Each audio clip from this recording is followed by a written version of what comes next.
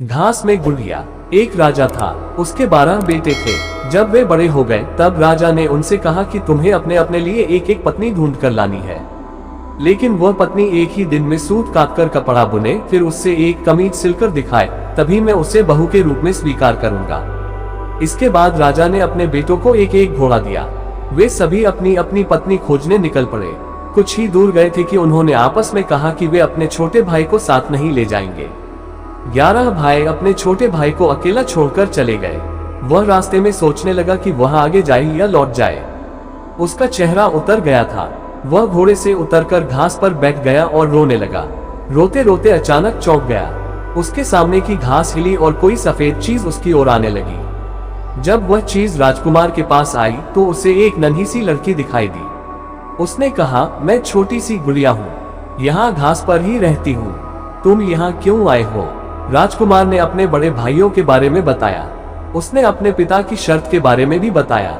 फिर उसने गुड़िया से पूछा, क्या तुम एक दिन में सूत काटकर कपड़ा बुनकर एक कमीज सिल सकती हो? अगर यह कर दोगी तो मैं तुमसे शादी कर लूंगा। मैं अपने भाइयों के दुर्व्यवहारों के कारण आगे नहीं जाना चाहता। गुड़िया ने हाँ कर दी। तुरंत ही उसने सूत काटा कपड़ा बुना और एक छोटी सी कमीज लेकर महल की ओर चल पड़ा। जब वह महल में पहुंचा तो उसे शर्म आ रही थी, क्योंकि कमीज बहुत छोटी थी। फिर भी राजा ने उसे विवाह करने की अनुमति दे दी। राजकुमार गुड़िया को लेने चल पड़ा। जब वह घास पर बैठी गुड़िया के पास पहुंचा तो उसने गुड़िया से घोड़े पर बैठने को कहा। गुड़िया ने कहा, मैं तो अपने 2 चूहों के पीछे चांदी की चम्मच बांधकर उसमें बैठकर जाऊंगी। राजकुमार ने उसका कहना मान लिया। राजकुमार घोड़े पर सवार हो गया। गुड़िया चूहों के पीछे बंधी चांदी की चम्मच पर सवार हो गई। राजकुमार सड़क के एक ओर चलने लगा, क्योंकि उसे डर था कि कहीं उसके घोड़े का पांव गुड़िया के ऊपर न पड़ जाए। गुड़िया सड़क के जिस ओर चल रही थी उस ओर एक नदी बह रही थी।